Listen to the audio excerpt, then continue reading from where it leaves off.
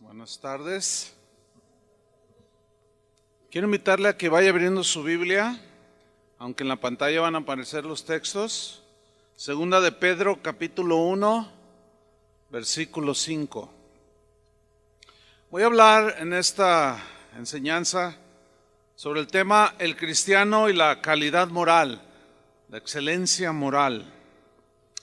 Y vamos a leer segunda de Pedro 1:5. Dice así: vosotros también, poniendo toda diligencia, por esto mismo añadid a vuestra fe virtud. A la virtud añade conocimiento, al conocimiento dominio propio, al dominio propio paciencia, a la paciencia piedad, a la piedad afecto fraternal y al afecto fraternal amor. Porque si estas cosas están en vosotros y abundan, no os dejarán estar ociosos ni sin fruto en cuanto al conocimiento de nuestro Señor Jesucristo. Aquí el apóstol Pablo está enumerando una serie de cosas que debemos de desarrollar en nuestra vida cristiana.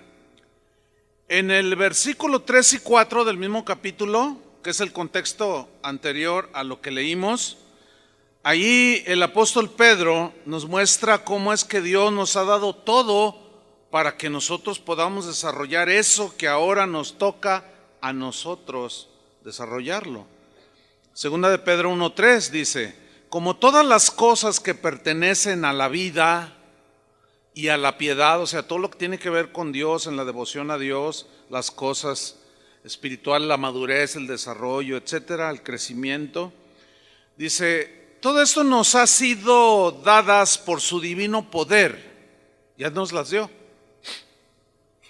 mediante el conocimiento de aquel que nos llamó por su gloria y excelencia, por medio de las cuales nos ha dado preciosas y grandísimas promesas, para que por ellas, esas promesas, llegaseis a ser participantes de la naturaleza divina, habiendo huido de la corrupción que hay en el mundo a causa de la concupiscencia.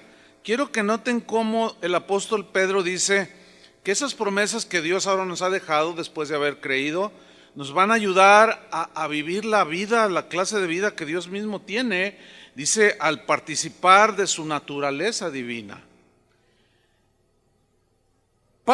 Pedro, en este caso, nos está diciendo que, puesto que Dios en Cristo ya hizo su parte, que fue la parte más importante, murió por nosotros en la cruz.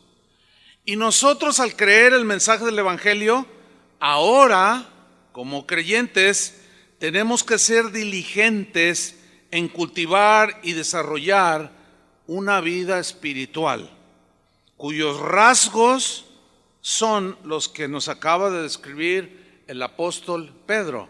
A vuestra fe añádanle virtud, a la virtud conocimiento, al conocimiento dominio propio, al dominio propio piedad, a la piedad amor fraternal y al amor fraternal amor. Ahora bien, ¿quién va a desarrollar todo eso? ¿Dios o nosotros? Nosotros, porque sabemos que la salvación es para todo aquel que cree. Sin embargo, Él no forzó a nadie para convertirse a Él o para que creyera en Él, no. Y de esa misma manera tampoco Dios va a forzar a nadie a desarrollar eso que ya es nuestra responsabilidad hacerlo. Él ya nos salvó, Él ya nos trasladó las tinieblas a su luz, y ahora espera Él que nosotros nos involucremos en desarrollar estos rasgos del carácter. Puesto que ya Dios hizo su parte, entonces ahora nosotros debemos de poner nuestra parte. Por eso dice Pedro en 2 de Pedro 1:5, vosotros también, vosotros los creyentes también, nos incluye a todos, poniendo toda diligencia. Aquí esta palabra poniendo significa hagan su parte en el griego. O sea, como Dios ya hizo su parte, la más importante, en Cristo al morir por nosotros, ahora ustedes van a poner su parte en el desarrollo de su madurez. O sea, no somos robots que nos programó ya, nada más por programación, ya somos parecidos a Jesús. No, no. Tenemos que poner nuestra parte según el texto, es lo que dice. Entonces Pedro dice que debemos aplicar todas nuestras energías para desarrollar esa serie de cualidades que acaba Pedro de describirnos, que acabamos nosotros de leer. Por eso dice, ahora ustedes, yo ya hice su parte, les dio promesas, ahora ustedes van a poner toda diligencia. Diligencia significa dedicación, celo, darse prisa en hacer algo. Entonces ustedes van a añadir con celo, con diligencia, por esto mismo dice, añadid. ¿Quién es el que va a añadir? ¿Dios o nosotros? Nosotros somos los que vamos a añadir a nuestra fe, ¿qué? Virtud. Nosotros somos los que vamos a trabajar en eso. Entonces Pedro hace esta lista que ya describimos y nos da a entender que estas cosas no se reproducen automáticamente en la vida de un cristiano, no. Requieren arduo trabajo de parte nuestra, porque la fe tiene que ir más allá de creer. La fe debe traducirse en acciones que nos van a ayudar a desarrollar nuestro carácter cristiano. Debemos de recordar Santiago 2:14, que ya hemos estudiado, cuando dice, hermanos míos, ¿de qué aprovechará si alguno dice que tiene fe y no tiene obras? O sea, no hay una demostración de que realmente eres una persona salvada si no tienes obras, ¿sí? Si no tienes dominio propio, si no hay conocimiento y muchas otras cosas más. ¿Podrá la fe salvarle? Pues no, tiene que haber evidencias de la fe. Como las evidencias que mostró Abel, que nos dice Hebreos 11:4, que por la fe Abel ofreció a Dios más excelente sacrificio que Caín. O sea, su fe se demostró en lo que hizo. ¿Qué hizo? Añadió a su fe una acción. Ofreció a Dios mejor sacrificio. O como en el caso de Enoc, que dice que por la fe, Hebreos 11:5, fue traspuesto para no ver muerte. Y no fue hallado porque lo traspuso Dios, se lo llevó, lo arrebató. Y antes que fuese traspuesto, tuvo testimonio de haber agradado a Dios. Es decir, Enoc añadió a su fe acciones que agradaron a Dios. Y Dios se lo llevó. Lo mismo sucedió con Noé. Lo que hizo Noé fue demostrar su fe construyendo un arca, ¿sí? Por la fe Noé, dice, cuando fue advertido por Dios acerca de cosas que aún no se veían, con temor preparó el arca en que su casa se salvase. Es decir, él tenía fe, pero añadió a su fe acciones que demostraron que él creía en Dios. ¿Quién construyó el arca? ¿Dios o Noé? Ahí está. ¿Quién ofreció el mejor sacrificio? ¿Dios? En el caso de humano, pues, ¿Dios o Abel? Abel. ¿Quién caminó con Dios? O sea, ¿Dios lo hizo como un robotito que caminó para que lo agradara? No. Él fue de su libre voluntad y su libre decisión. Y él decidió caminar 365 años que vivió en esta tierra agradando a Dios. Por eso en 2 de Pedro 1:5, que son los textos que estamos estudiando, dice Pedro, vosotros también, todos, cada uno de nosotros, poniendo su parte, poniendo toda diligencia, por esto mismo añadid a vuestra fe virtud. Digan todos virtud. Bueno, virtud, ¿qué significa aquí? O sea, tenemos ya una fe, una confianza plena en el Señor, que nos salvó, que nos acerca a Él. Tenemos pues confianza en que Él oye nuestras oraciones. Y esa fe tiene que ser alimentada para poder demostrar que es la verdadera fe. Entonces, hay que añadir a la fe virtud. ¿Qué significa virtud aquí? La palabra griega que traduce virtud es arete, que quiere decir excelencia. Dice el diccionario que significa, que habla de excelencia moral, lo que podemos también definir como calidad moral. Y también habla de valor para hacer las cosas. En la versión Dios habla hoy y en la versión Palabra de Dios para todos, donde dice añadid a vuestra fe virtud, ahí esas dos versiones traducen virtud como buena conducta y tiene mucho sentido. Y cuando la definición de arete es valor para hacer las cosas, habla de, también tiene la idea de poder.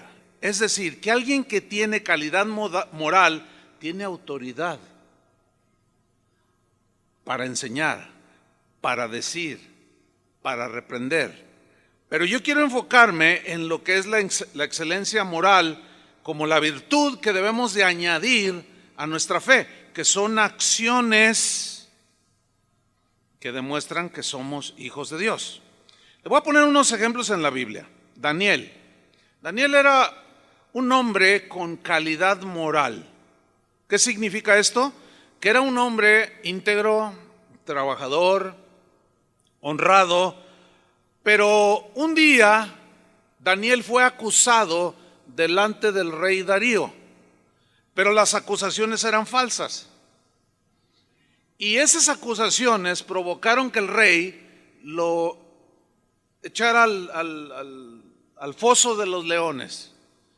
Y fue echado al foso de los leones. Pero Dios lo libró. Y miremos lo que el mismo Daniel dice en el capítulo 6, versículo 22 del libro de Daniel. Testificando, él dijo: mi Dios envió su ángel, el cual cerró la boca de los leones, para que no me hiciesen daño, porque ante él, o sea, ante Dios, fui hallado inocente.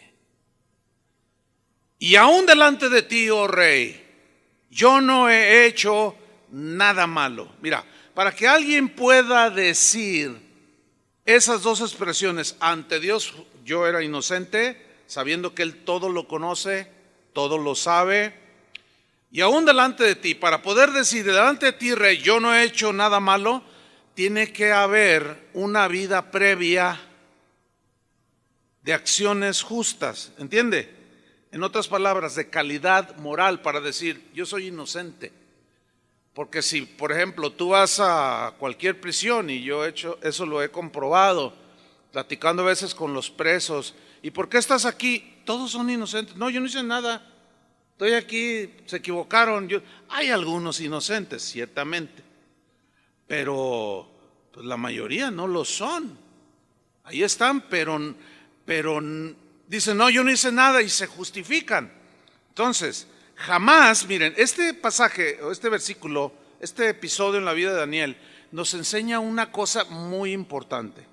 Sígame con atención.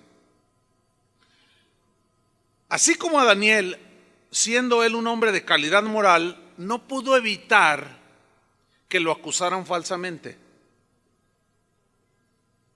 Desgraciadamente, así son las cosas en este mundo por nuestra imperfección. No podemos evitar las descalificaciones que los demás hagan de nosotros. Por ejemplo, yo pensando en este principio extraído de este pasaje de Daniel, yo dije, no, de verdad, pues él era un hombre íntegro, etcétera, y él tenía calidad moral para decir, yo soy inocente. Ciertamente lo era, pero no pudo evitar que lo acusaran falsamente. Y es algo que no podemos evitar, hermanos. Yo, por ejemplo, pensando en cosas que a veces dice la gente, pues para algunos soy el anticristo, para otros soy espía del Vaticano. De verdad, se lo digo así, gente que opina de mí. La última que me acaban de decir es que yo soy un dictador, que los tengo a todos ustedes asustados. Miren nomás, todos están asustados. Pero me dijeron, no, si ya supimos que tú pisoteas a la gente. Así me dijeron. Los que están a tu alrededor han testificado que tú eres un dictador. Y yo, híjole, pues tengo añales trabajando con los mismos. Pero bueno, eso es algo que no podemos evitar, hermanos. Ahora, hay algo muy importante también tomado de este pasaje de Daniel.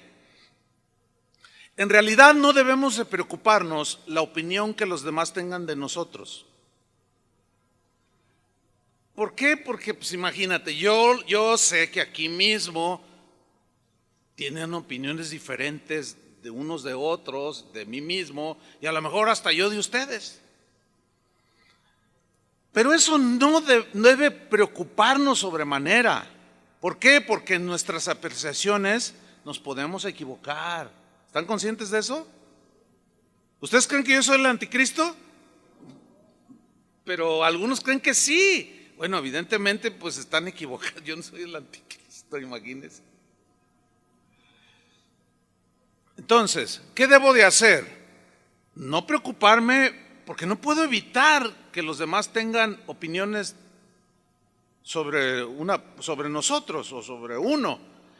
Lo que debemos de preocuparnos es la opinión que Dios tenga de nosotros, porque a fin de cuentas el único que conoce el corazón, el único que conoce las intenciones del mismo corazón, el único que conoce las acciones en público, en privado, Dios es el único que sabe lo que tú haces cuando estás solo.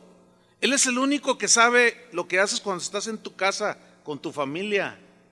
Él es el único. Y en realidad la opinión que nos debe de preocupar es la opinión que Dios tenga de nosotros.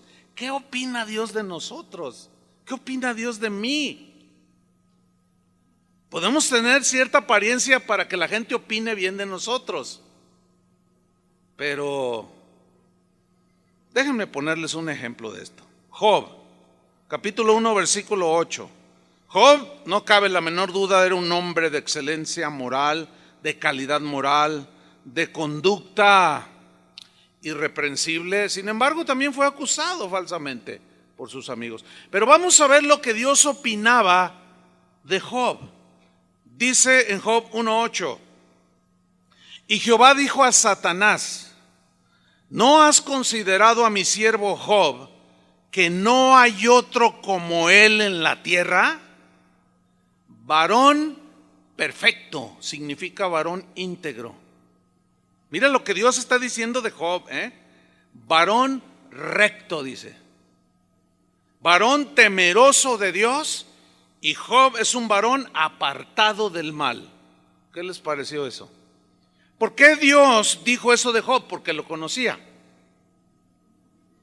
Y esa era la opinión, y la opinión de Dios es totalmente objetiva, certera y verdadera. Los demás se pueden equivocar en sus juicios contra uno. Nos podemos equivocar nosotros también en nuestros conceptos y opiniones de los demás, pero Dios no. De tal manera que nos debe pasar a segundo término la preocupación de qué piensa la gente de mí. La gente que no tiene a Dios, o la gente del mundo que decimos, ellos están muy preocupados cómo se ven cuando se visten, porque ay, ¿qué van a decir de mí? ¿Cómo se ven qué clase de ropa traen? No, yo quiero de marca para que, ay, si no, para provocar buena impresión y que la gente hable bien de mí. Imagínate darle gusto a la gente. En primer lugar, te sale carísimo. Y en segundo, no le vas a dar gusto a nadie. Y hay una máxima dentro de la moda lo que te acomoda. Pues, ¿qué tienes que andarle dando gusto a la gente con cómo vistes para que opinen bien de ti? Eso es tan superficial. Deberíamos de preocuparnos qué opina Dios de nosotros. Ahora, ¿cuántos de ustedes harían este ejercicio espiritual? ¿Cuántos de ustedes se atreverían a ir con Dios y a decirle, Señor, ¿qué opinas de mí? ¿Cuántos lo harían? 1, 2, 3, los cuento con los, ¿qué pasó? Los demás no le saquen, como dicen por allí. Bueno, pues es que se trata de añadirle a nuestra fe que virtud, excelencia moral. Entonces, si tú, cualquiera de nosotros va con Dios y le dice, Señor, yo sé que tú tenías una opinión de Daniel, de Enoc, de Abraham, de Moisés y de Job. Señor, ¿qué piensas de mí? ¿Quieres que te diga una cosa? Te voy a decir la verdad. Porque Dios no quiere quedar bien con nadie. Dios no está viendo, ay, a ver qué piensan de mí. Mis hijos. No. Él es Dios, Él es absoluto. Y te va a decir lo que piensa de ti. Ahora vamos a imaginar, vamos a echar la imaginación a volar. Ahí está alguna hermanita por allí y va con el Señor. Señor, el pastor dijo, yo quiero que tú me digas, quiero hacer ese ejercicio. ¿Qué piensas de mí, Señor? Y nomás le haces así como, ay, ¿verdad? Así como, Señor, ¿qué opinas de mí? Y el Señor te va a decir, y quizá te diga, mira, lo que pienso de ti es que eres muy chismosa.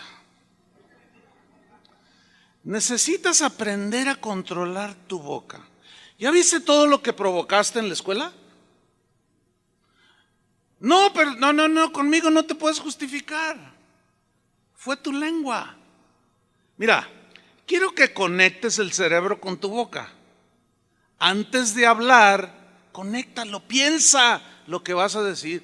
Tanta metida de pata, hija, no me da mucha gloria. Las hermanas, algunas. Probablemente yo no lo sé. No, es que nos va a decir lo que piensa de nosotros. ¿Sí? Señor, ahí está otro hermano.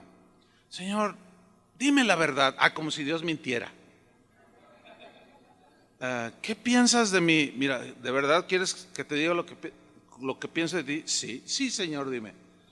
Dice, mira, yo te he bendecido, pero eres bien agarrado. No sueltas. No eres generoso. Y ¿sabes una cosa? No me estás reflejando. ¿Yo codo? Sí. Yo te he bendecido de más y tú no has sido capaz de ayudar al que viste que no tenía hambre.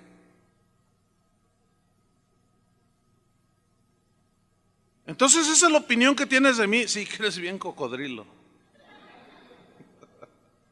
Dios no tiene ningún empacho en decirnos la verdad, como no lo tuvo cuando dijo la verdad sobre Enoc, sobre Abraham, sobre Moisés, sobre Daniel, sobre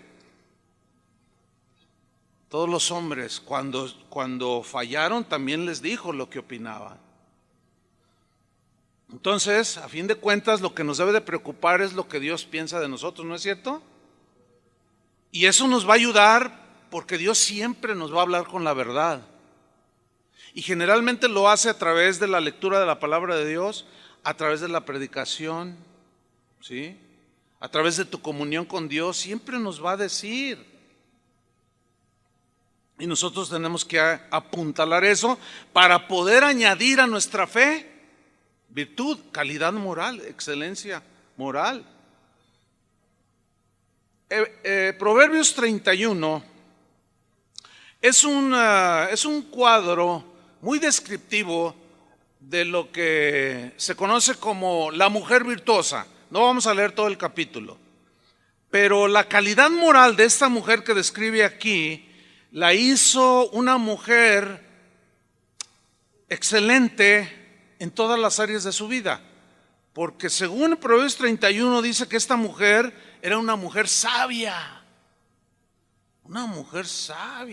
o sea que sí conectaba el cerebro con la boca y se conducía con sabiduría, no era necia, era sabia, era una mujer previsora. Dice que antes de llegar el invierno le fabricaba suéteres abrigadores a sus hijos. Previsora. Dice que era una mujer confiable, que su marido confiaba en ella. Dice que era una mujer trabajadora, de un espíritu afable, amable. Dice que era generosa, porque aún repartía a los demás de lo que Dios le daba a ella.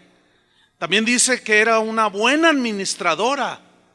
Dice que era cuidadosa de su casa, que no era nada fodonguita. Era cuidadora de su casa, la tenía siempre impecable la casa, bien limpia. ¿Están oyendo? Cuidaba a sus hijos, era temerosa de Dios. Oiga, esta mujer cuando hablaba, la respetaban. Aún dice que los hombres cuando la miraban, la respetaban. Su marido dice que la alababa, significa la respetaba. Entonces la calidad moral habla de la calidad de vida que se vive. Y que cuando alguien dice o hace algo tiene calidad moral y es respetado, porque la gente sabe y dice, no, es que esa mujer cuando enseña de respetar al marido, hazle caso porque ella respeta al marido. ¿Me estoy explicando? Ahora, Jesús, por otro lado, él reprobó la calidad moral de los fariseos. No la aprobó. Y miren lo que dijo en Mateo 23:1. Dice que entonces habló Jesús a la gente y a sus discípulos, o sea, a todos les habló, diciendo, en la cátedra de Moisés, o sea, en la enseñanza de Moisés, que era fundamentalmente los 10 mandamientos que Dios le había entregado en el monte Sinaí, en la cátedra de Moisés se sientan los escribas y los fariseos. O sea, ese es su fundamento. De eso es lo que hablan ellos, de la ley que Dios le dio a Moisés. Está diciendo Jesús. Versículo 3. Así que, por consiguiente, como es palabra de Dios, dice, todo lo que os digan que guardéis, guardadlo y hacedlo. Porque era la palabra de Dios. Pero luego mira lo que viene en el versículo. Mas no hagáis conforme a sus obras, porque dicen y no hacen. O sea, algo estaba mal en las vidas de estos escribas, de estos fariseos, cuya responsabilidad era estudiar la palabra de Dios, escudriñarla, enseñarla al pueblo, pero también ellos estaban incluidos para vivirla. ¿Entiende? Entonces Jesús les dice, ellos cuando les enseñen acerca de los mandamientos de la cátedra de Moisés, hagan lo que les dicen porque es palabra de Dios, pero no hagan lo que ellos hacen. Porque muchas veces cuando encontramos a alguien que no tiene calidad moral, lo descalificamos. Pero si está dando un buen consejo, toma el buen consejo, pero no hagas lo que él hace. ¿Me expliqué? Porque luego, no lo hago, pues mira, él no lo hace. No. Alguien dijo, no esperes que el otro sea buen cristiano para entonces tú poder ser un buen cristiano. No, tú sé buen cristiano.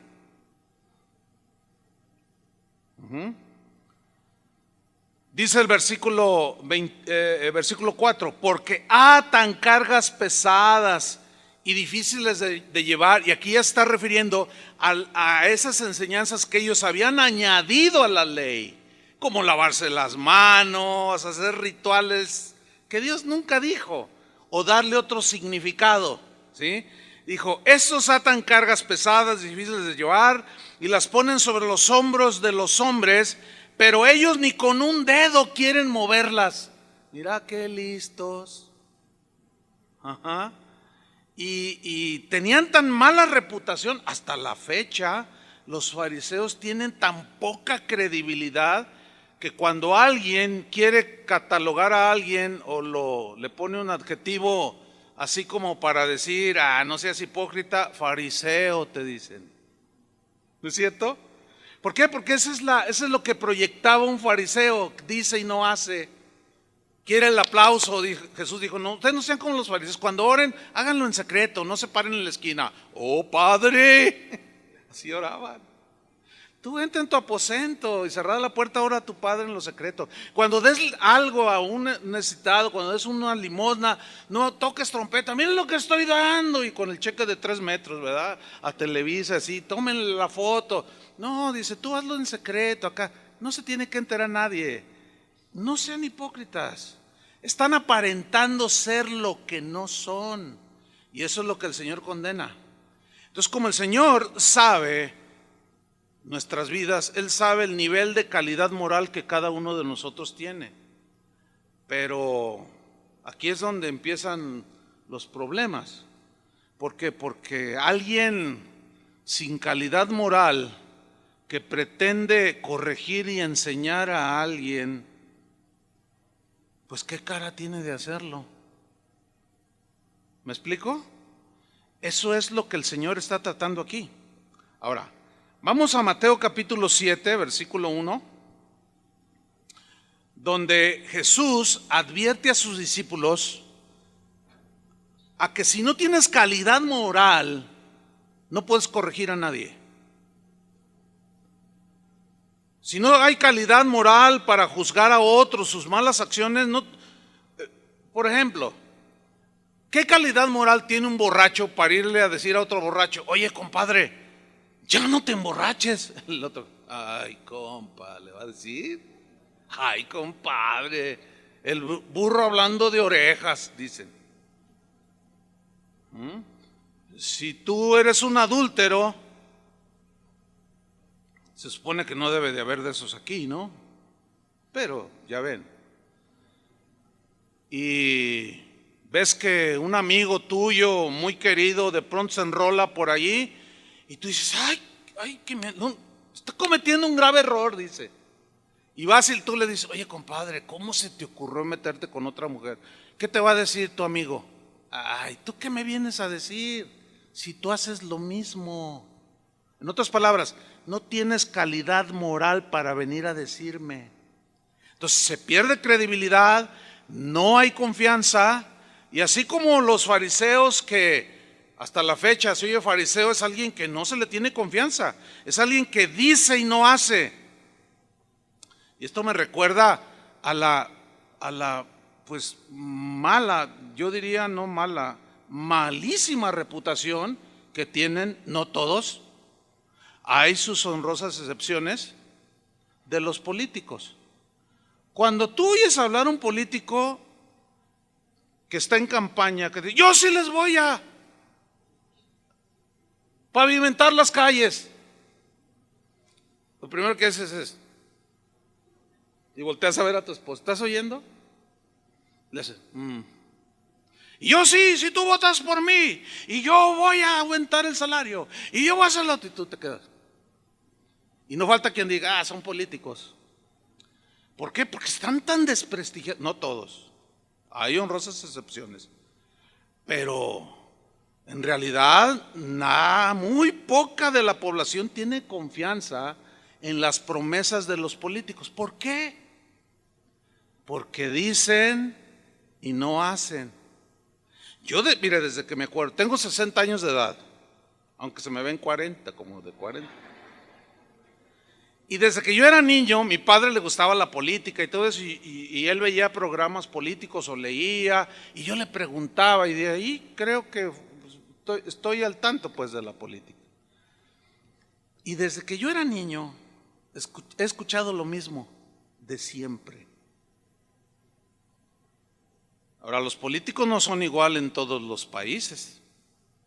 Hay países donde los políticos, por ejemplo en Suecia, entramos a ver el parlamento allí y te dejan entrar para ver, y estaba una guía de turistas y Tony Martín del Campo le preguntó: oiga, ¿y aquí en Suecia cuando un candidato a alcalde, gobernador o hace sus promesas al pueblo, si no las cumple, qué le hacen? Inmediatamente se le destituye.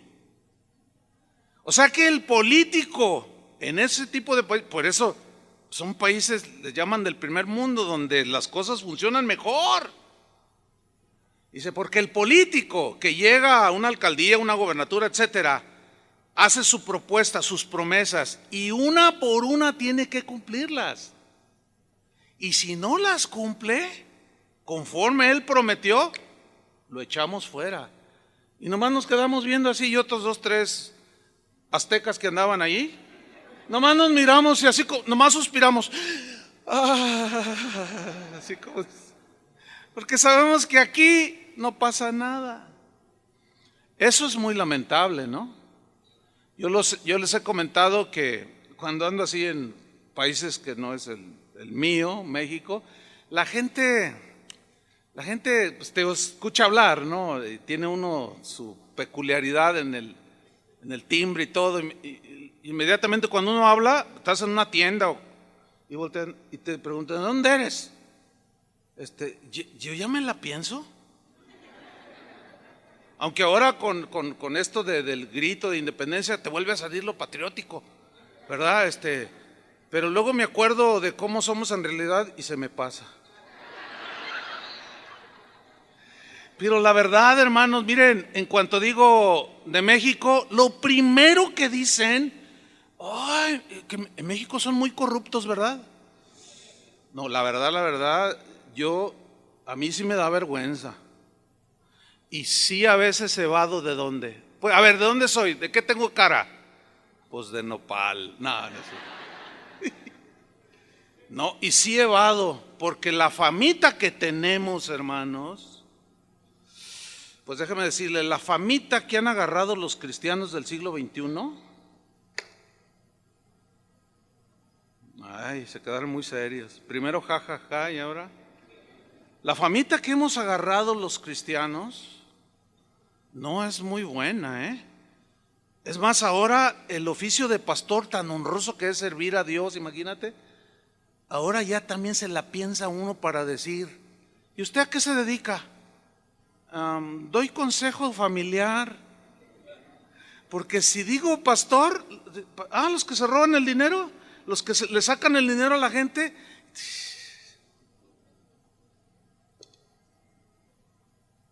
¿todo por qué? Porque no hay calidad moral, no hay añadidura a la fe, no hay virtud, no hay ese añadir excelencia, calidad moral, no la hay. Mateo 7:1, Jesús advierte a sus discípulos sobre la falta de esa calidad moral para juzgar a otros y les dice, no juzguéis para que no seáis juzgados.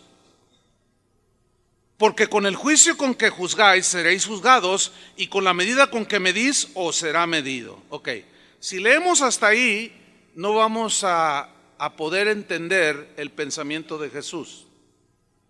Porque si lo leemos nada más versículo 1 y 2, parece decir como que no le corrijas a nadie una conducta errónea porque tú no debes de juzgar. Entonces si ves a tu hijo que le respondió mal a la maestra, juzgar aquí significa discernir para corregir una acción errónea. No habla de juzgar para condenar al infierno, eso es solamente Dios, nosotros no.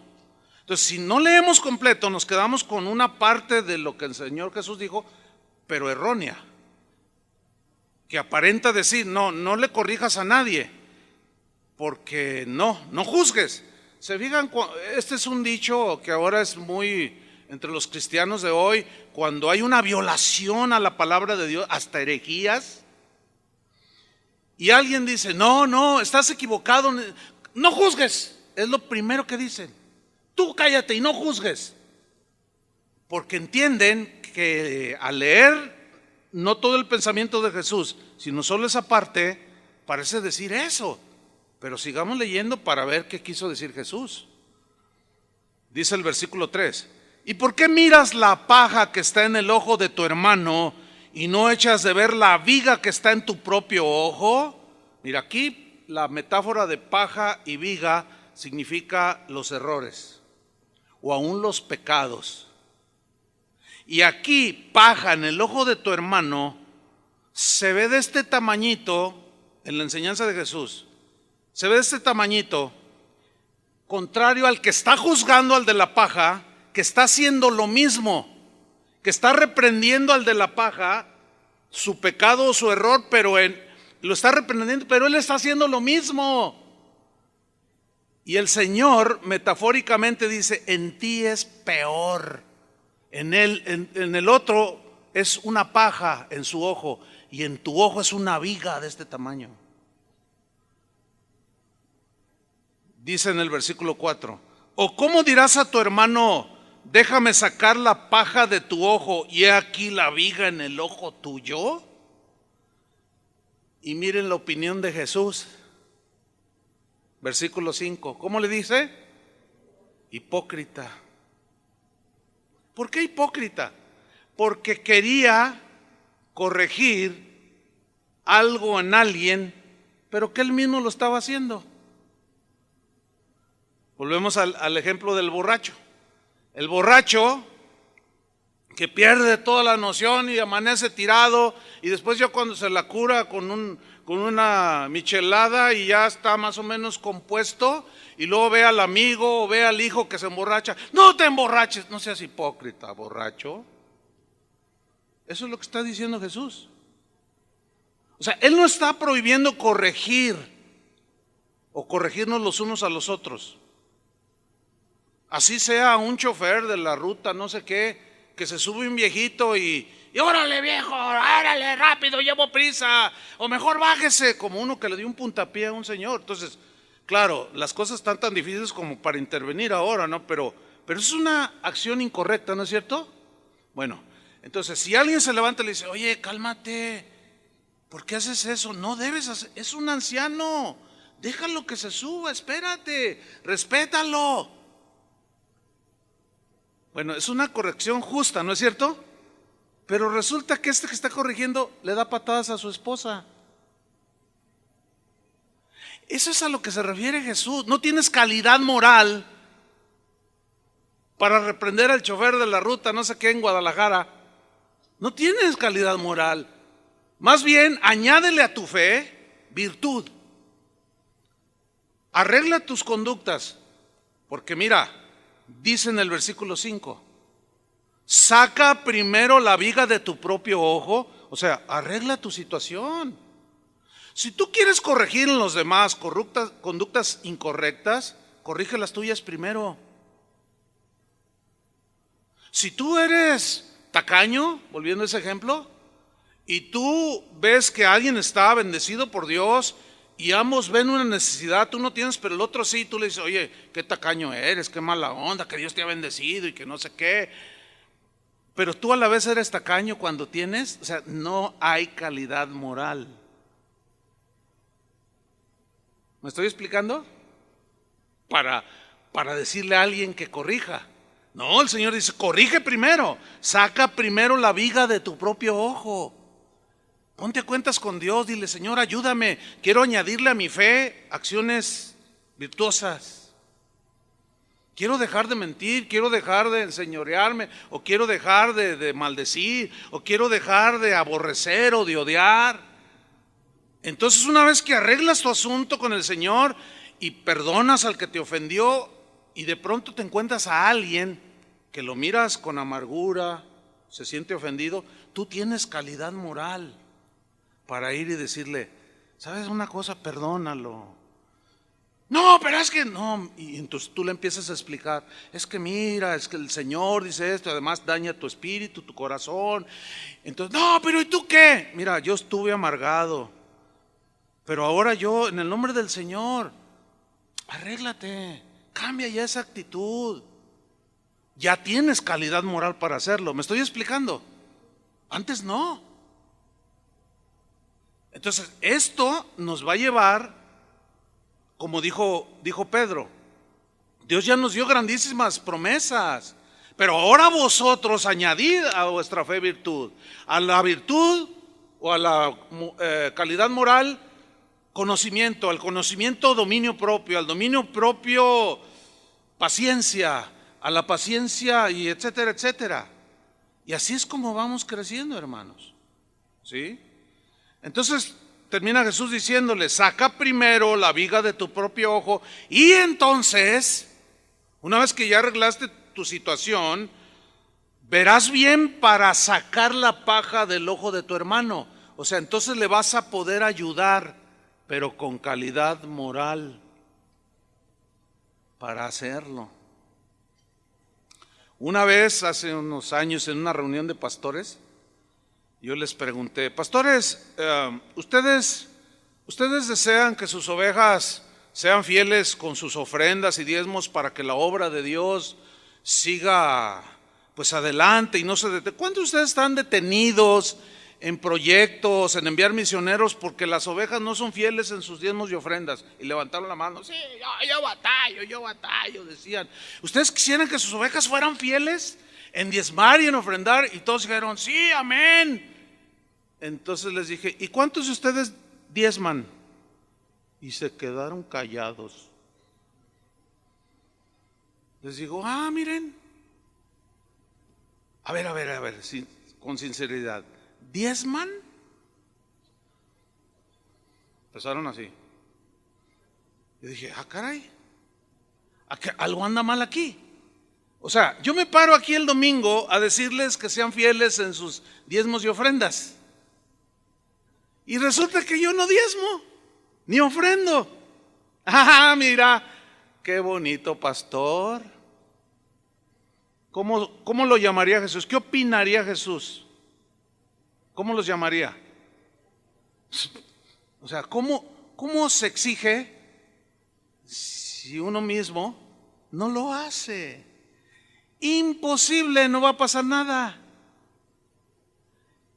Pero eso sí, llega el domingo y se para el pastor y se van a ir al infierno los que no diezman. Infieles. Y ya Dios me reveló. Y hasta se le salta la vena aquí. Unos gritotes que pegan por los que no diezman y él no lo hace. No. ¿Qué calidad moral tiene un pastor que no da? ¿Qué calidad moral tiene de decirle a la gente o aún de regañarlos o de exigirles que ellos den? Ninguna. Ahora, miren, estoy poniendo ejemplo también de pastores, o sea, para que la balanza se equilibre, porque tiene que ser uno autocrítico también, ¿sí o no? Tenemos que ser autocríticos, analizarnos nosotros mismos. No siempre las ovejas son las que son descarriadas, también habemos pastores que de cuando en cuando ahí se descarrían algunos. No, saca primero la viga de tu ojo y entonces podrás ver bien para poder ayudar al otro y le sacas la paja de su ojo. El apóstol Pablo entendía el mismo principio y también reprobó la calidad moral de los judíos. Fíjate, los judíos, ellos decían que por ser el pueblo elegido de Dios, ellos eran favorecidos por Dios. Ellos tenían pensamientos muy, por ejemplo, ellos solían decir, Dios ama más a Israel que cualquier otra nación del mundo. Y hasta la fecha lo dicen algunos. Somos el pueblo elegido, dicen. Ellos dicen, Dios juzgará a los gentiles con una medida y a nosotros los judíos con otra. Claro, a los gentiles los manda al infierno y a nosotros no. Porque somos su pueblo elegido. Ellos decían, todos los israelitas tendrán parte en el mundo venidero. Fíjense, ellos tenían una creencia muy extraña. Ellos decían que de dónde surgió no se sabe. Pero ellos se pasaban una enseñanza tipo superstición, no sé cómo llamarle, que decían que Abraham estaba en las puertas del infierno, vigilando para que ni siquiera por error algún judío pudiera ser echado al infierno. Podían ser los más malos, los más pecadores, los más malvados, pero no debían ser echados al infierno. ¿Por qué? Porque era el pueblo elegido de Dios. Hazme favor. O sea, pues ¿de qué privilegios gozan? No. Fíjate, y eso es exactamente lo que el día de hoy algunos dentro del cristianismo están pensando, igual que los judíos de aquel tiempo. Piensan que porque ya se sienten privilegiados, se sienten únicos, pueden hacer lo que les da su gana, pero nada los va a tocar. Pero el apóstol Pablo los desengaña y miren lo que les dice en Romanos capítulo 2,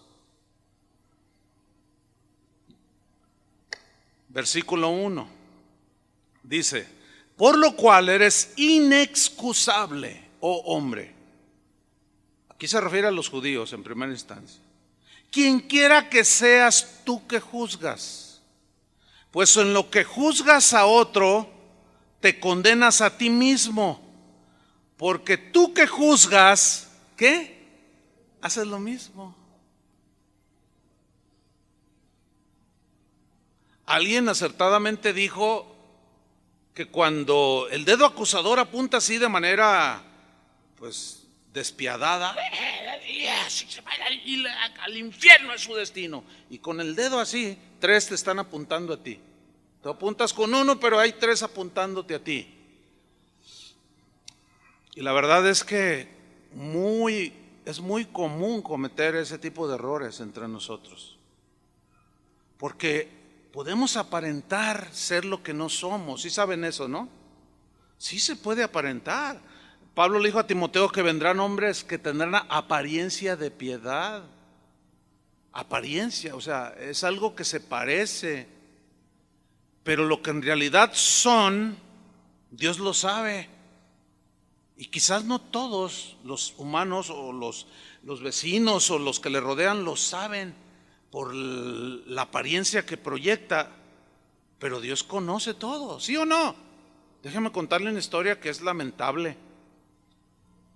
Casi de recién llegados a este auditorio, o sea, hace más de 20 años, recibí una llamada que una hermana estaba agonizando en el hospital.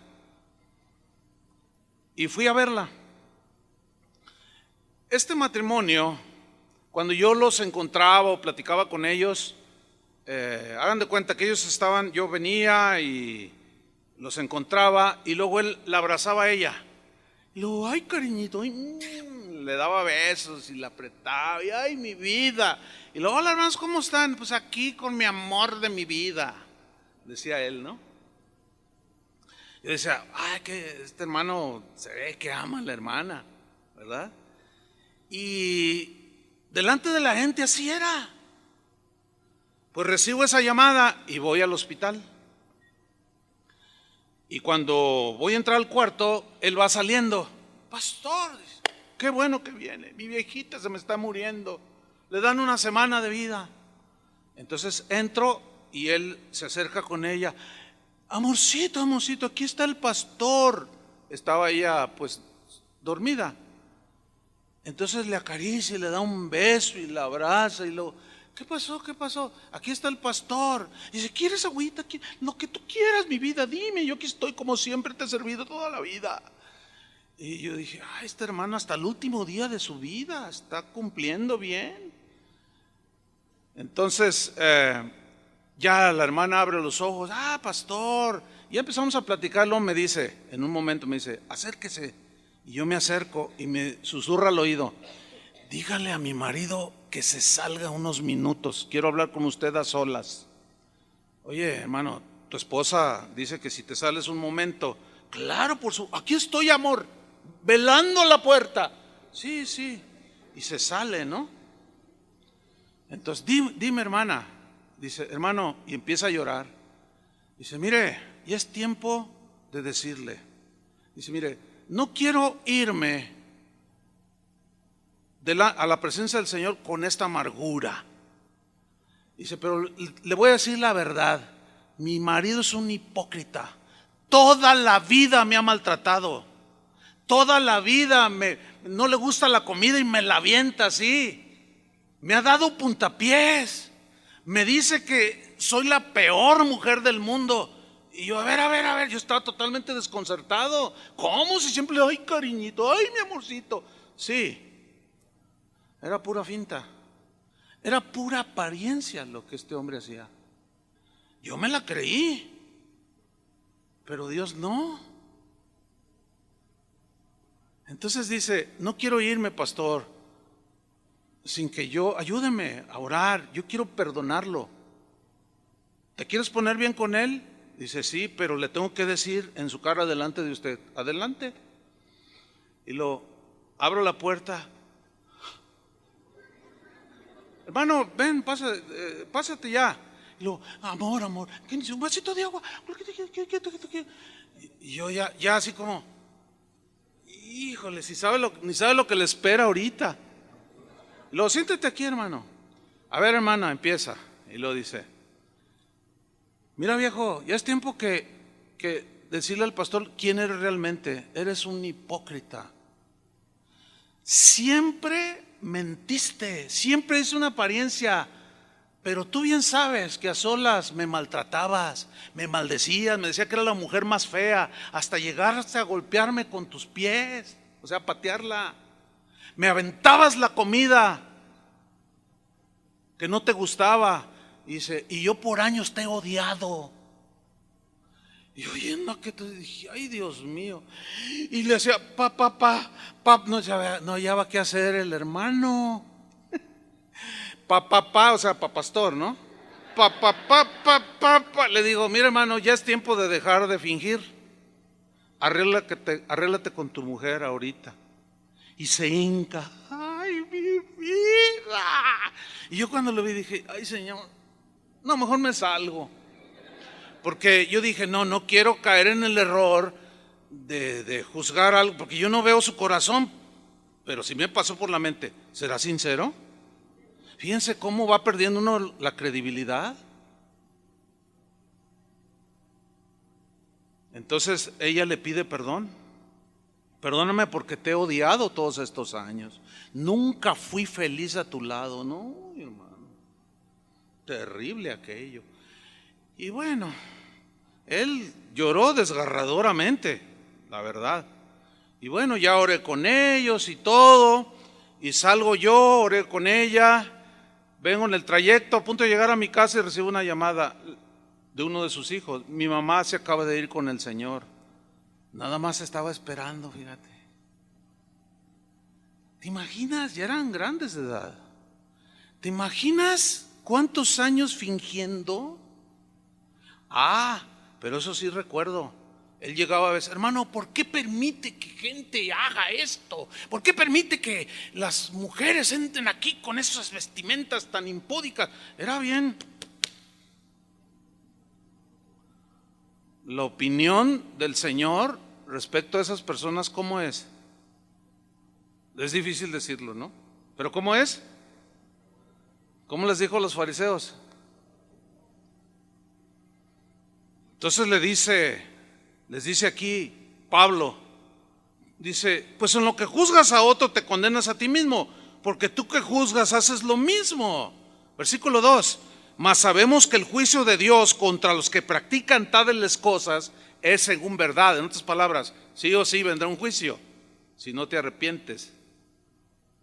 Y dice el versículo 3, y piensas esto, oh hombre, tú que juzgas a los que tal hacen y haces lo mismo, ¿tú piensas que tú escaparás del juicio de Dios? ¿Cuál es la respuesta? Pues no. ¿Pero qué les hacía pensar a los judíos que iban a escapar del juicio de Dios? Porque ellos se sentían los elegidos de Dios. Y podían hacer lo que fueran, señalaban, descalificaban a todos, hacían lo mismo que todos y se ponían muy dignos. Y pasaba un samaritano, perro. ¿Entiende? Y luego cuando Jesús hablaba con las mujeres, ay, con una mujer, y es samaritana, hasta los mismos discípulos cayeron en eso. Terrible eso. Dice, bueno, tú que juzgas y condenas a otro, tú lo estás haciendo, ¿tú crees que vas a escapar del juicio de Dios? Miren, les aseguro que Pablo no estaba jugando. Y yo les digo ahora, en el nombre del Señor Jesucristo, aquellos que creen que porque se sienten una raza especial y pueden hacer lo que quieran con el pretexto de que soy el privilegiado del Señor, y haces lo mismo y juzgas y pones el dedo y haces y deshaces, ¿piensas que escaparás del juicio de Dios? Es el mismo texto que estoy usando. No, corrige. Este era un gran error que tenían los judíos. Y hoy muchos de ellos de ese tiempo están en el infierno. Sigo leyendo. Versículo 4. ¿O menospreciáis las riquezas de su benignidad y paciencia? O sea, del Señor. Y longanimidad, ignorando que su benignidad te guía al arrepentimiento. O sea, Dios quiere que nos arrepintamos y corrijamos para añadir a nuestra fe, ¿qué? Calidad moral, virtud. Y corrijamos. Versículo 5. Pero por tu dureza y por tu corazón no arrepentido, atesoras para ti mismo ira para el día de la ira y de la revelación del justo juicio de Dios, el cual pagará a cada uno conforme a sus hechos. Eso significa conforme a sus obras. O sea, lo que hicimos fue lo que realmente vivimos, no lo que aparentábamos. Ahora, vamos al versículo 17 para que vean cómo se estaba dirigiendo a los judíos que se creían privilegiados. Dice, he aquí tú tienes el sobrenombre de judío. Es el mismo capítulo, Tú tienes el sobrenombre de judío y te apoyas en la ley y te glorías en Dios. Somos los elegidos, aleluya. Fíjate, ellos decían, ningún pueblo como Israel, naciones paganas, Israel, pueblo santo de Dios. Y si era cierto, pero lo que ellos juzgaban de que aquellos idólatras, ¿que no se hicieron un becerro de oro? ¿Que no adoraron la serpiente que Moisés había hecho de bronce? ¿Que no se volvieron a los ídolos en varias épocas de la historia de Israel? Y decían ídolos, es como ahora nosotros decimos, yo ya no soy católico, dicen algunos, ya no adoro monos, ya no adoro estatuas. Pero sí adoras al predicador. ¿Ya ven? Entonces, sí, ¿y qué? ¿Pensamos que no va a pasar? No, o sea, no podemos decir de esa manera cuando vemos una procesión, idólatras, pobres idólatras. Porque aún la avaricia es idolatría, dice la Biblia. También en el cristianismo ya tenemos nuestros ídolos, así como los del mundo tenían a Juanga como el divo, a Juan Gabriel, y se les murió y se murieron muchos de ellos también junto con él. Y aún uno que otro cristiano, como les comentaba hace 8 días, que pusieron en sus face, ahorita ya está cantándole Juanga al Señor. O sea que cualquiera entra al cielo, viva como viva. No, error. Entonces, no, a veces nos ponemos en posiciones muy pues equivocadas, muy temerarias, porque estaríamos haciendo lo mismo que estamos juzgando en los otros. Porque hay cantantes cristianos que se les tiene como ídolos. No me diga que no. Hay predicadores. Mire, una vez una hermana de aquí me dijo, pastor, usted se quedó corto con lo que a veces nos ha enseñado, corrigiéndonos, pero fui al concierto de cierto cantante aquí en la ciudad, dice, y yo compré un lugar VIP, o sea, de los de mero delante, le costó 2,500 pesos por ir a ver a su cantante cristiano favorito. Dice, estaba yo como en la tercera fila de las primeras.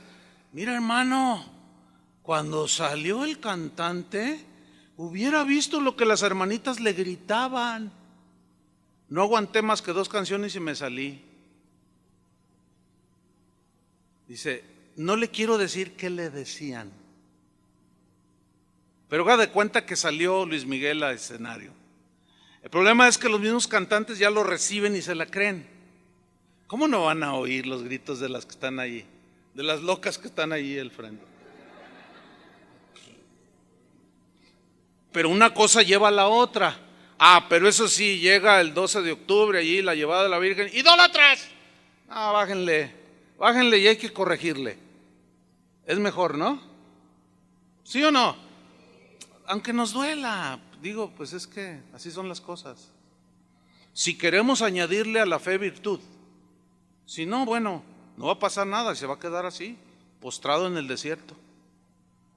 Sigo leyendo. Tú tienes el sobrenombre de judío y te apoyas en la ley y te glorías en Dios. Y conoces su voluntad e instruido por la ley apruebas lo mejor. Y confías en que eres guía de los ciegos. Le está diciendo a los judíos, ¿no? Dice, luz de los que están en tinieblas, instructor de los indoctos, maestro de niños, que tienes en la ley la forma de la ciencia y de la verdad. Tú pues que enseñas a otro, ¿no te enseñas a ti mismo? Tú que predicas que no se ha de hurtar, ¿hurtas? Tú que dices que no se ha de adulterar, ¿adulteras? ¿Y tú que abominas de los ídolos, cometes sacrilegio? ¿Piensas que vas a escapar? No, hombre, no gozas de ningún privilegio. Entonces la calidad moral que manifestaban estos judíos de este tiempo no estaba en el nivel que Dios quería. Porque ¿cómo se sentían mejores que las otras naciones si hacían lo mismo? Así igual nosotros. Santiago 3:1 dice, hermanos míos, no os hagáis maestros, muchos de vosotros, sabiendo que recibiremos mayor condenación. En la versión, en lenguaje actual, Santiago 3:1 se lee así, hermanos en Cristo, no debemos tratar de ser todos maestros, pues bien sabemos que Dios juzgará a los maestros más estrictamente que a los demás. Y aquí es donde a mí se me ponen a temblar. Por eso a veces me agarro del púlpito, así para no caerme. Mire, yo podía evadir ese texto. ¿Sí o no? No, ¿para qué lo cito? Y evadirlo.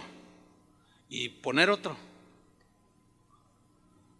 Pero si lo hubiera hecho,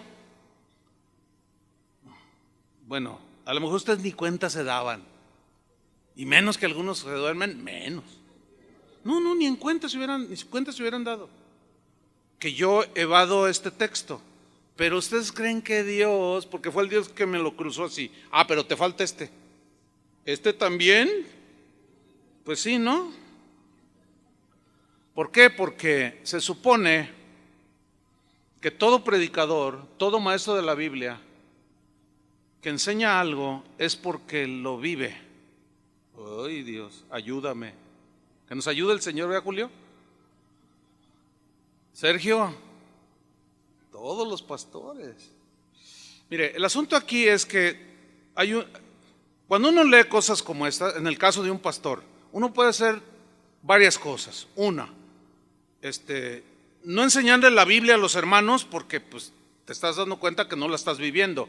Y les empezamos a enseñar psicología, historias, cuentitos, pero se cita un versículo pero nunca se explica.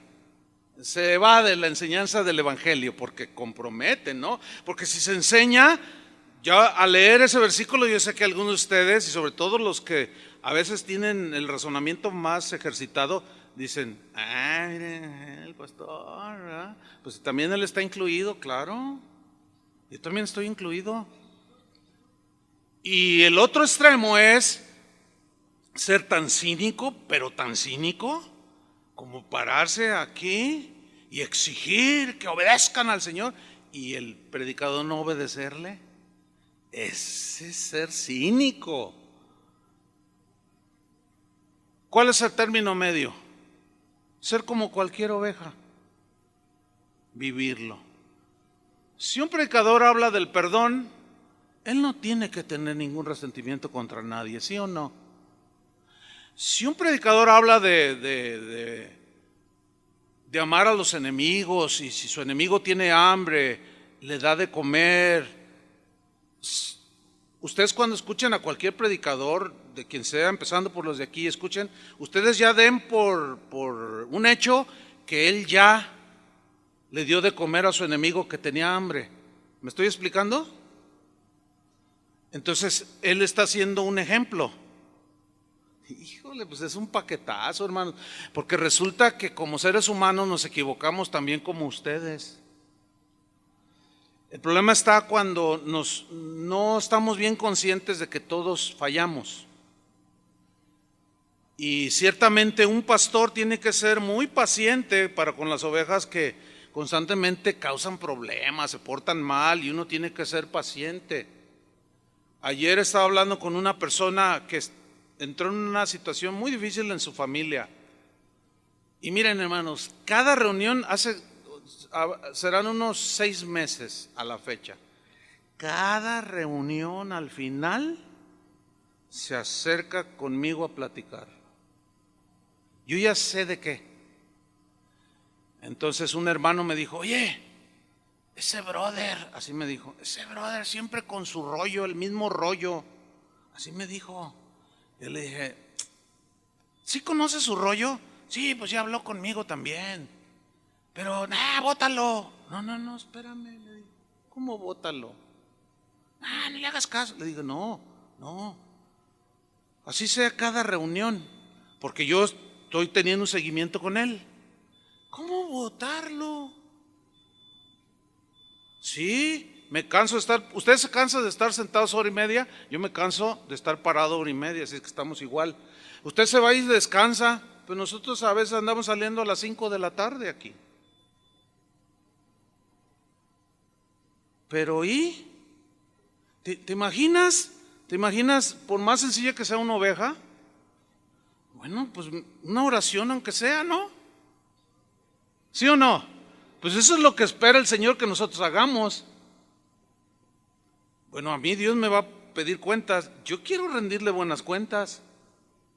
Entonces yo lo corregí y le dije, no, mira. No, sí. ¿Oíste el mensaje? Sí. Ay, no le hizo así. Le dije, no, está bien. O sea, yo fui paciente con él. Pero a veces, de allá para acá no hay mucha paciencia.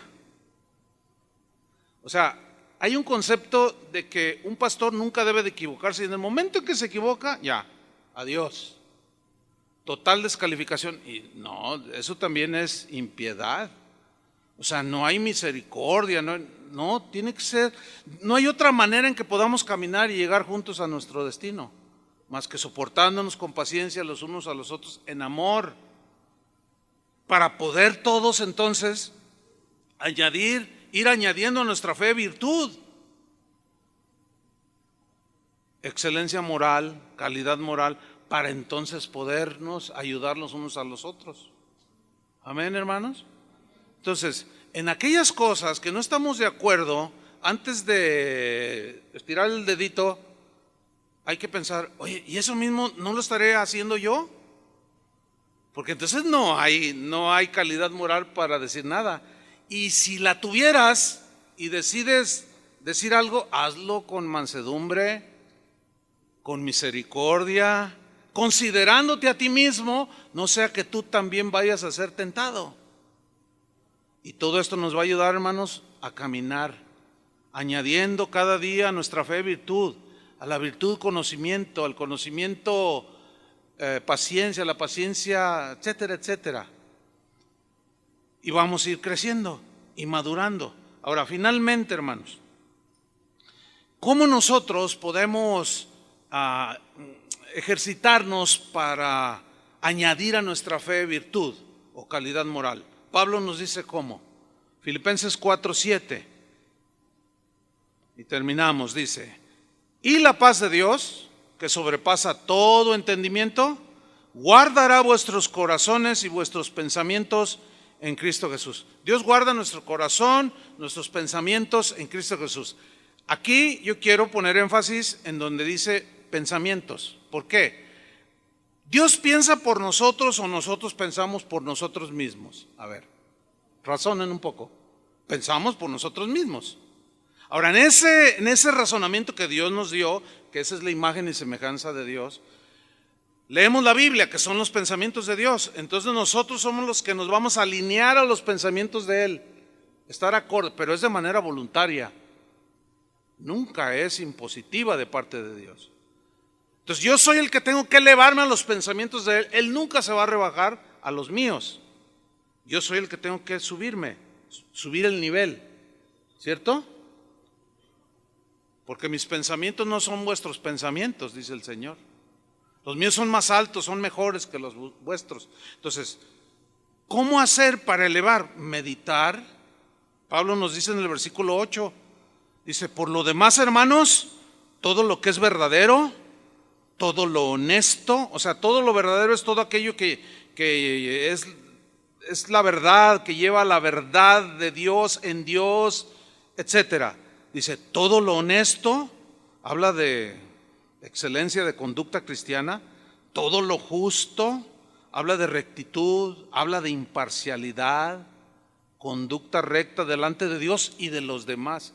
Y aquí quiero detenerme 30 segundos. Miren, cuando, por ejemplo, está una madre y tiene un hijo, lo tiene en la escuela. El niño hizo una travesura grave, hizo algo grave, o que hay que ponerle cuidado. Entonces le mandan la queja a la mamá y por naturaleza, la reacción natural es ponerte de parte de tu hijo. ¿Sí o no? Natural. Llegas tú a tu casa, está tu tío, tu abuelo, entonces alguien dice, oigan, no, que acusaron a fulano de tal, y tú sin investigar nada, ya te inclinaste a tu tío. Eso es natural. Totalmente natural. Pero aquí viene la enseñanza. El hecho de que sea natural no significa que sea justo y recto. Porque si tú te pones, si te gana tu naturaleza humana y te inclinas hacia el culpable, porque es tu familiar o es alguien muy apreciado, es injusto.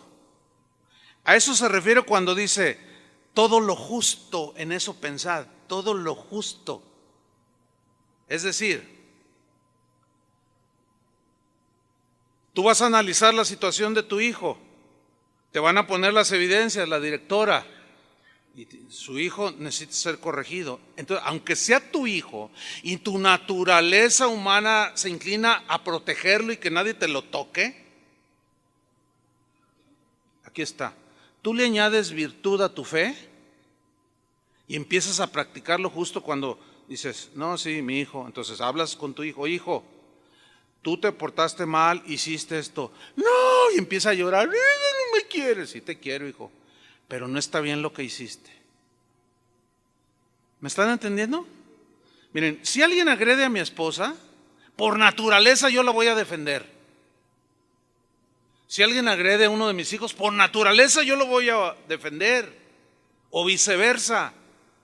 Pero si esa agresión es producto de algo que realmente hizo mi hijo, o el tío, o qué sé yo, y yo aún así me dejo inclinar, eso es injusto. Y no estaría juzgando con rectitud. ¿Sí entendieron? Es importante que lo hagamos, porque así debe ser. Una vez me acuerdo, mi hijo tenía 12 años, David, que por ahí anda, y él estaba en el ministerio de alabanza, estaba con banderas, tenía 12 años, era un jovencito, y hizo algo que ameritaba disciplina. Entonces yo hablé con Chuy García en ese tiempo, dirigí el grupo de alabanza, le dije, oye, necesito, mira, mi hijo hizo esto, quiero que tú lo sepas, lo voy a disciplinar. Y hubo una reacción natural en él, ¿de veras? Así como diciendo, pero es tu hijo, ¿y qué? Y lo senté, y si está allí por ahí mi hijo, ¿estás aquí? Que me diga, sí, lo senté. Bueno, error gravísimo. Que yo disciplinara a otros niños que hacen lo mismo y a él no. Se pierde la calidad moral. Entonces ya no sería lo puro, lo justo, lo honesto, sigue diciendo lo puro, lo amable, todo lo que es de buen nombre, si hay virtud alguna, sea algo digno de alabanza, en esto ¿qué? Pensad. Y la idea de pensar es meditar. O sea, todo lo vas a sopesar. Entonces, lo verdadero lo rescatas, lo justo lo rescatas, lo íntegro lo rescatas, y tú te inclinas a eso. Y a la vez que te vas ejercitando, nos vamos ejercitando en eso, es como vamos añadiendo a nuestra fe, ¿qué? Virtud, calidad moral. ¿Aprendieron algo, hermanos? Ese es nada más, un poco más de lo que el Señor añade a nosotros o nos exige que nosotros ahora le respondamos a Él. ¿Cuántos están dispuestos? Pónganse de pie. Vamos a orar. Señor, te damos muchas gracias. Gracias por tu palabra, Señor. Gracias porque tú hiciste lo que nosotros no podíamos hacer. Nadie se puede salvar a sí mismo y tuviste tú que enviar a tu Hijo Jesús. Hizo todo lo que concernía a la salvación. Llegó el mensaje del Evangelio para todo aquel que cree. Y por tu gracia, Señor, creímos y fuimos salvados. Pero ahora tú esperas de nosotros que pongamos nuestra parte. Así como en la parábola que hablaste de las 10 vírgenes, todas debían de ponerle aceite a la lámpara, pero 5 fueron insensatas y se descuidaron, fueron negligentes, necias. Y cuando llegó el esposo, venid, recibid al esposo, fue la voz. Y aquellas 5 desprevenidas, despistadas, irresponsables, se acercaron con aquellas 5 que tenían aceite en sus lámparas y dijeron: danos de vuestro aceite. Y ellas dijeron: no, conseguid el vuestro, porque si les damos de lo nuestro, ni nosotros alcanzamos. Eso habla, Señor, que nosotros también somos responsables. Eso que últimamente se ha estado enseñando de que basta la fe sola, no es del todo cierto, es una media verdad, hermanos. Hay que demostrarlo con obras. Amén. Señor, ayúdanos, danos sabiduría, danos nobleza de corazón y mucho entendimiento. Queremos verdaderamente añadir a nuestra fe virtud, calidad moral. Ciertamente no alcanzaremos la perfección, pero sí podemos tener un nivel como el de Job, quizás como el de Enoc o el de Daniel, de quienes tú opinaste de ellos con justicia, con rectitud, porque solo tú conoces las vidas, Señor.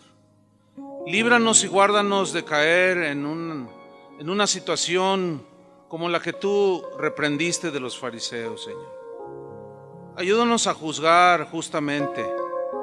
Ayúdanos a corregir siempre y cuando hayamos corregido en nosotros mismos y evitar el señalamiento indiscriminado y la descalificación.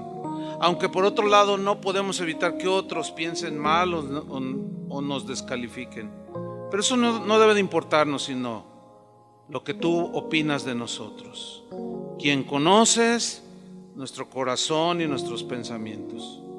Agradecemos, Señor, esta hermosa mañana que nos has dado. Te hemos alabado y nos has dado tu palabra. Te honramos y te bendecimos en el nombre de Jesús. Amén. Que Dios les bendiga, que tengan un buen día, hermanos.